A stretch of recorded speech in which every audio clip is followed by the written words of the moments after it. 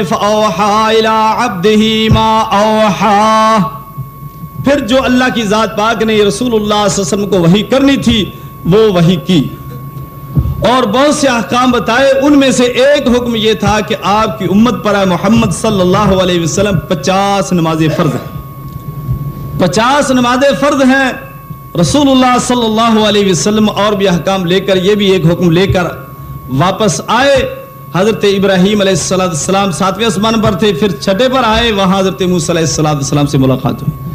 موسیٰ علیہ السلام نے آپ سے پوچھا کہ اے محمد صلی اللہ علیہ وسلم، اللہ کی ذات پاک نے آپ کو کیا عطا فرمایا ہے؟ رسول اللہ صلی اللہ علیہ وسلم نے ارشاد فرمایا کہ 50 نمازیں فرض کی ہیں.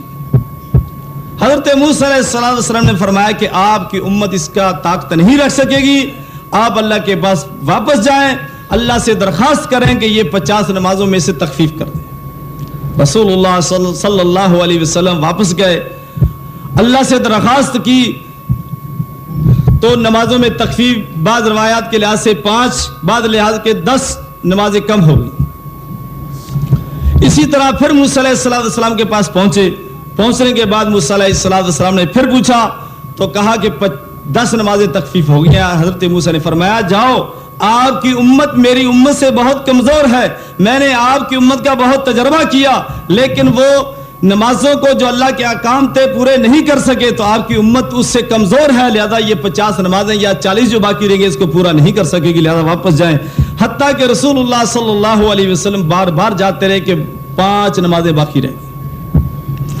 اس کے بعد اللہ کی طرف سے بھی آرڈر ہو جاتا ہے کہ بھئی یہ نمازیں 5 ہی فرض رہیں گی، اس میں سے تخفیف نہیں ہوگی. لا یبدل القول لدی، اب یہ بات تبدیل نہیں ہو سکے گی لیکن ثواب 50 نمازوں کا ہی ملے گا.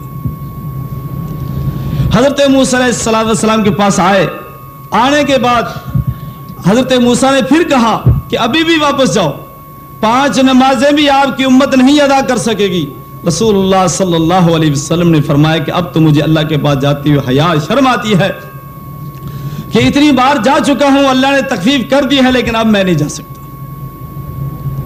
تو جو حضرت موسیٰ علیہ السلام نے کہا تھا دیکھ لیجئے وہ بعین ہی صادق ہو رہا ہے کہ 5 نمازیں جو اللہ کا فریضہ ہے، رسول اللہ صلی اللہ علیہ وسلم اس خاص تحفے کو لے کر دنیا میں آئے، اس نماز کو سب سے پہلے ضائع کرنے والے مسلمان، اور ایسی ضائع کی نہ نماز کے وقت کا پتہ ہے، نہ نماز کا پتہ ہے، نہ کسی اور چیز کا پتہ ہے، نہ ارکان کا پتہ، نہ سنتوں کا پتہ، نہ کسی آداب کا پتہ.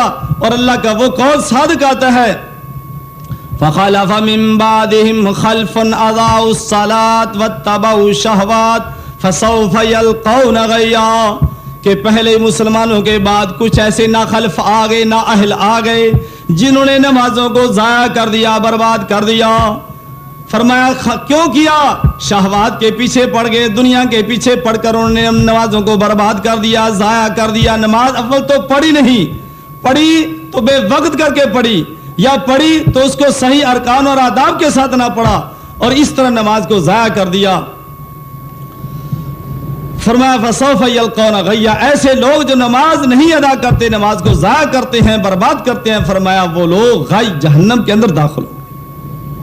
تو اس لیے نماز کی پابندی ہر مسلمان کے لیے ضروری ہے. جو نماز نہیں پڑھتا در حقیقت وہ صحیح معنی میں مسلمان ہی نہیں.